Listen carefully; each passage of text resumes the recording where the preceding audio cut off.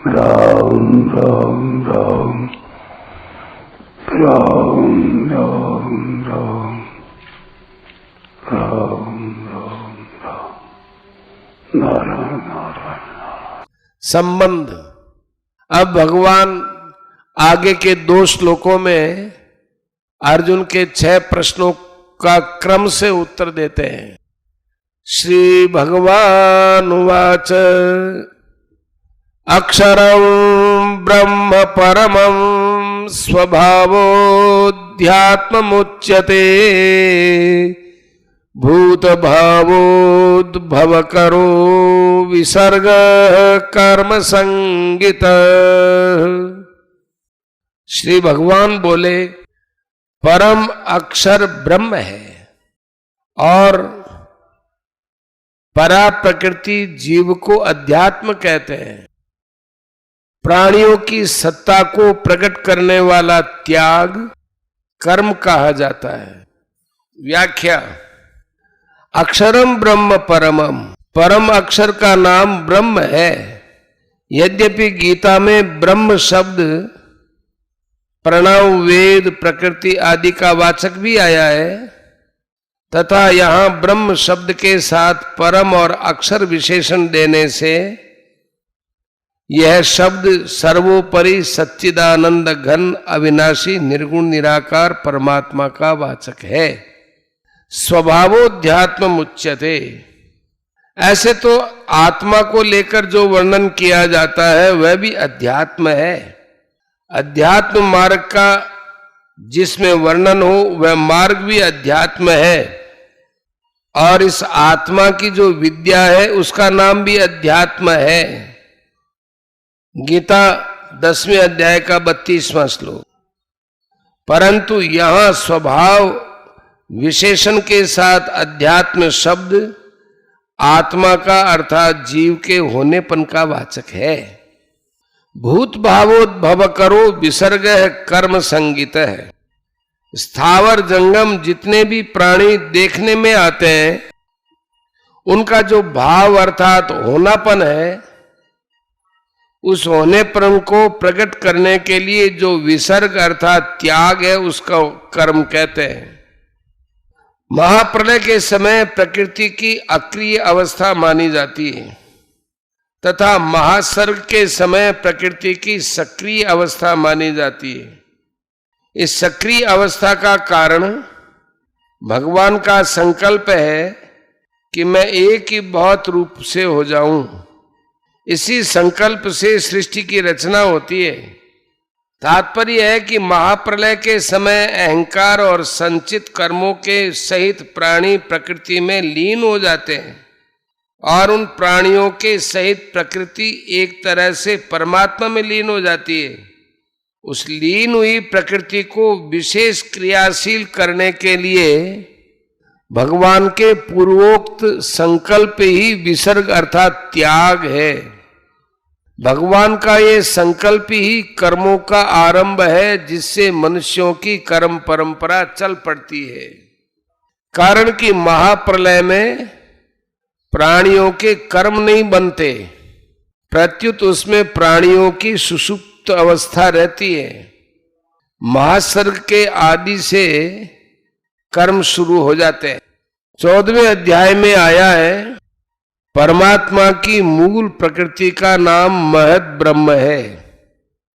उस प्रकृति में लीन हुए जीवों का प्रकृति के साथ विशेष संबंध करा देना अर्थात जीवों का अपने अपने कर्मों के फलस्वरूप शरीरों के साथ संबंध करा देना ही परमात्मा के द्वारा प्रकृति में गर्भ स्थापन करना है। 14वां अध्याय 3-4 श्लोक। उसमें भी अलग अलग योनियों में तरह तरह के जितने शरीर पैदा होते हैं उन शरीरों की उत्पत्ति में प्रकृति हेतु है और उसमें जीव रूप से ये भगवान का अंश है। ममई वांशो जीवलोके। इस प्रकार प्रकृति और पुरुष के अंश से संपूर्ण प्राणी पैदा होते हैं।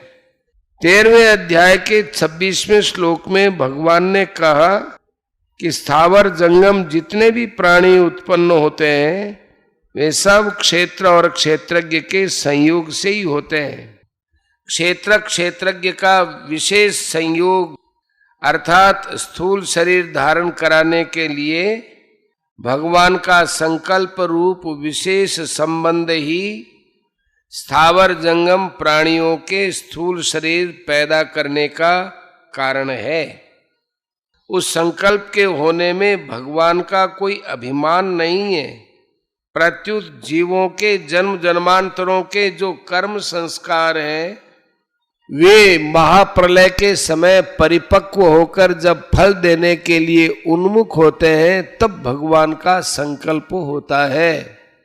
इस प्रकार जीवों के कर्मों की प्रेरणा से भगवान में कि मैं एक ही बहुत रूपों से हो जाऊं, यह संकल्प होता है। मनुष्य मात्र के द्वारा विहित और निषिद्ध जितनी क्रियाएं होती हैं उन सब क्रियाओं का नाम कर्म है। तात्पर्य है कि मुख्य कर्म तो भगवान का संकल्प हुआ और उसके बाद कर्म परंपरा चल पड़ती है।